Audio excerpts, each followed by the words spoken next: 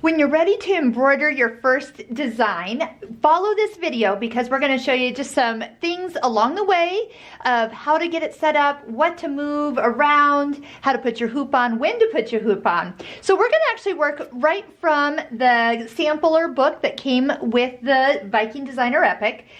There are so many designs in here, but one thing you are going to notice that if you're just looking for a design that's not too big to start off with, they are categorized by size of hoop. So the first part has designs that are 80 by 80, so less than 4 inches square. These get up to about 6 by 10 inches and so forth. And then they're numbered. So if I'm looking for B89, this design is what I want to pull up. We can go ahead and come over to the flower. Those are all the built-in designs, and find your menu. So A, B, C. So if I'm in B, and I can start to scroll. Now 89 is way at the bottom. So if I just touch the little flower, I can expand that out and at least be able to see all the designs that are in this menu. There is a lot, but we're looking for one particular one. There it is. So as you touch it, it will give you the information about this design. How many stitches, that's what I was looking for. I was like, how many stitches are in this design? I want something that'll sew out fairly quick, but had a couple color changes. So we see design colors 4. So to pick a design, you're gonna need to touch and hold. When you touch and hold, it will come in. If it comes in, it's off to the side. The easiest thing to do is just touch the center of the control knob here in the middle, and it bumps you to 0 by 0. That means it's right in the middle of the hoop. Now right now there is a part of the design that's very, very light in color. And if you ever have a part of a design that's like white and you have a white background, just know that you can go up to the Joy OS Advisor and switch the background color to something a bit darker. Then you're going to be able to see all the parts of the design. So for right now, I'm going to just turn it back. Usually I keep it in the gray or even white. I'm going to turn it to white. Makes it a little bit brighter. Still can't see it very much.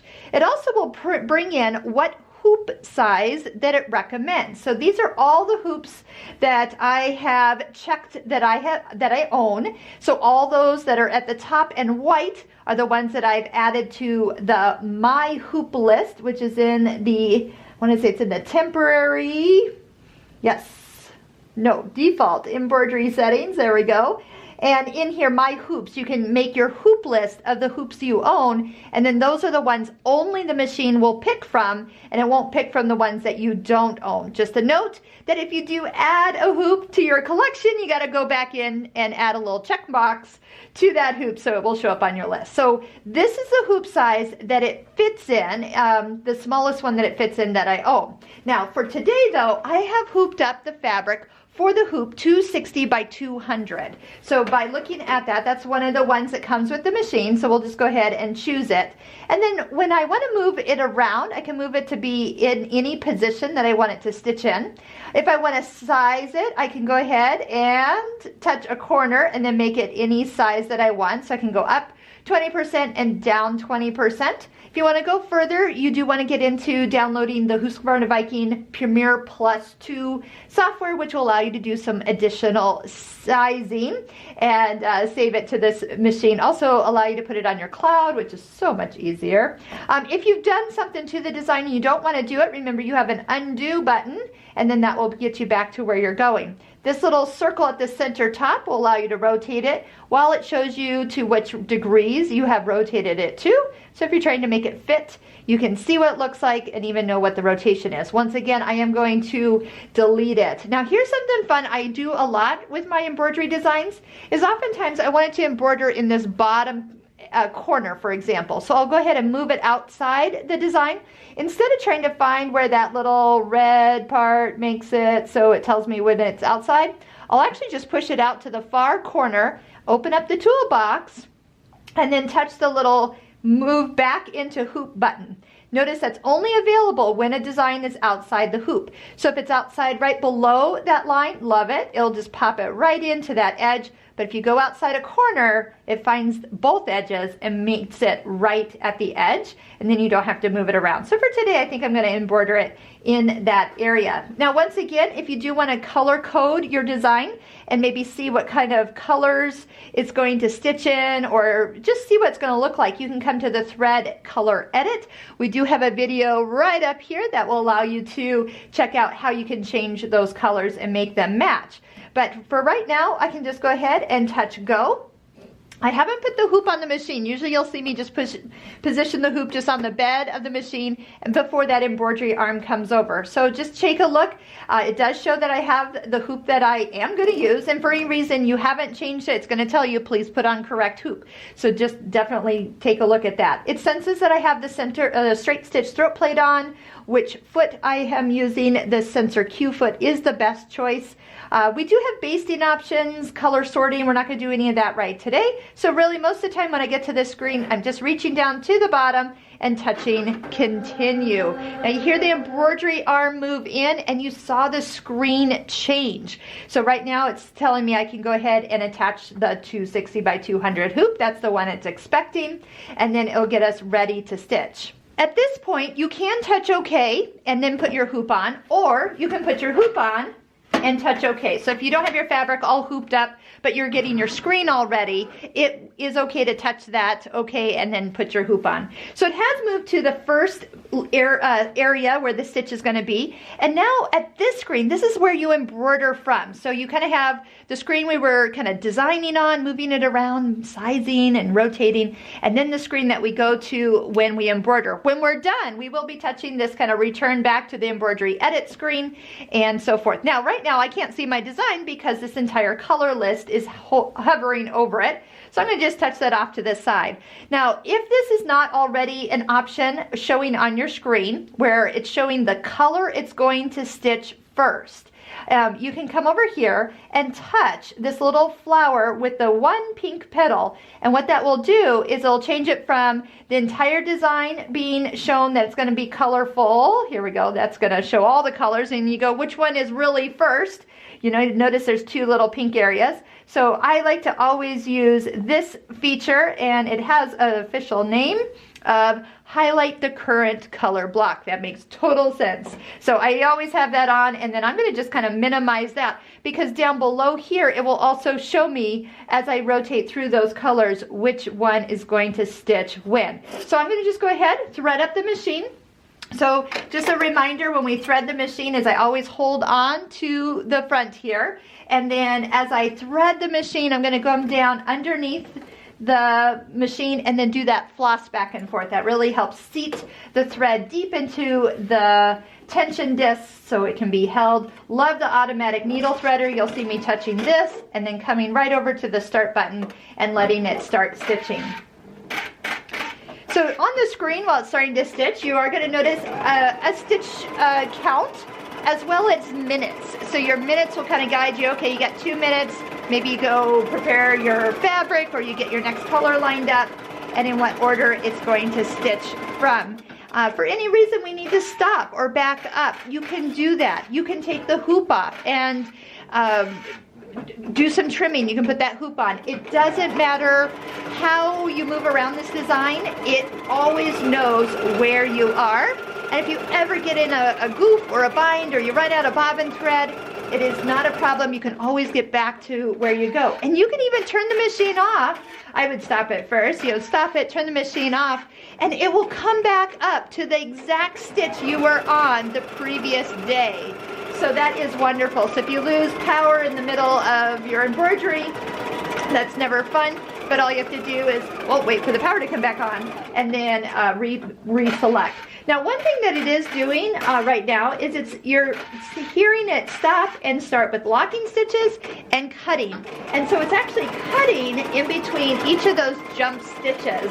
Now, we'll talk about in some of the videos is some days I don't want it to cut every time it takes a stitch, because on the back side of the fabric there are some little tails that when that happens really close together, those tails almost look a little messy. So depending on how you're going to use this design, if there is going to be something on the back of this in the future, nobody's going to see the tails. If it's going to be on the back of a tea towel, for example, you're going to see it. And so sometimes I actually go in and turn off the thread cutting feature. And tell you a little truth, it actually embroiders a little faster because it's not doing this pause, move, jump, cut, stopping and starting. It just goes right through all the designs, locking it and traveling forward. But on the other hand, it's really nice that when you're done, you look at your design and it's completely trimmed all at once here. So we're gonna just let this design finish. Actually, it looks like that might be it. So how about this? Let me actually show you. This thread is trimmed, even though it looks kind of attached. But because it just didn't move far enough, all you have to do is like swipe it and you'll see that that's actually undone.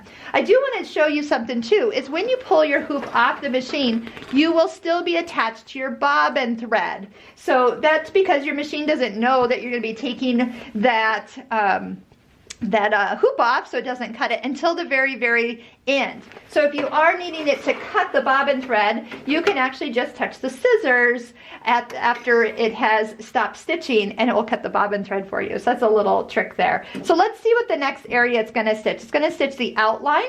So maybe I'm thinking a little black to give it a little highlight all the way around here. Remember, hold on tight, nice floss back and forth. Love the needle threader. Once it finishes, don't touch that thread, just push start and it will continue to stitch the rest of the design. So this little part is going to take 3 minutes to stitch. So we'll go ahead and let it stitch, and then once it's done, let's talk a little bit about tension.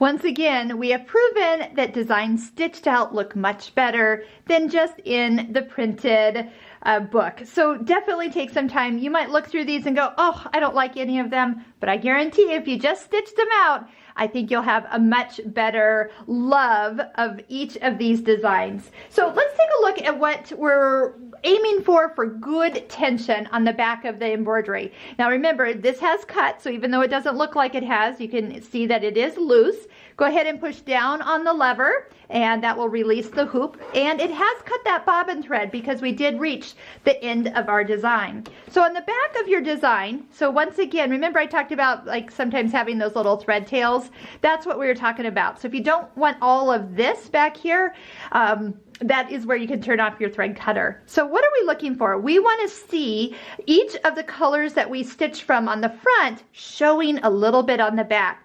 There is white bobbin thread in the machine, so the white bobbin thread is pulling all these threads to the back side. That's what good tension is. Now for any reason that you're stitching along and you are seeing some of the white thread coming up to the top, what you want to do is reduce, lower number, that top tension, and then that will make the bottom be tighter and the top be looser, and so again, pulling to the back side. So we don't want to ever see any bobbin thread coming to the top. Now, on the black, sometimes we do see, because it's a high contrast black against the white, is on occasion I have been known to put black thread in my bobbin when I'm stitching a black outline, just to guarantee that there's no little white dots coming up to the top side. But boy, isn't that a beautiful design? On the screen, you see your design, your embroidery is finished, so you can touch OK. And then you're going to go ahead and touch the return to the embroidery edit. That also moves the embroidery arm back to the far left side in kind of its park position. And that's the position that if you're trying to get it back into the embroidery bag where it needs to actually be. And then to get the design to be cleared from the screen, you can do it one of two ways. Actually, you can do it 3 ways. So you can select the design and you can touch and hold it until the little 4 bubbles pop up. One of them is a trash can, and then when you slide your finger up, you can touch the delete. You can also come over to the toolbox, and if you have one design on your screen, you can just go ahead and touch the trash can. But for any reason you do not have your design selected and you touch the trash can, nothing happens. But if you touch and hold it, it will bring up a message of delete all designs. And this is great, especially if you have a design, 2, 3, or 4 designs on your screen. You just need them all to go away at once.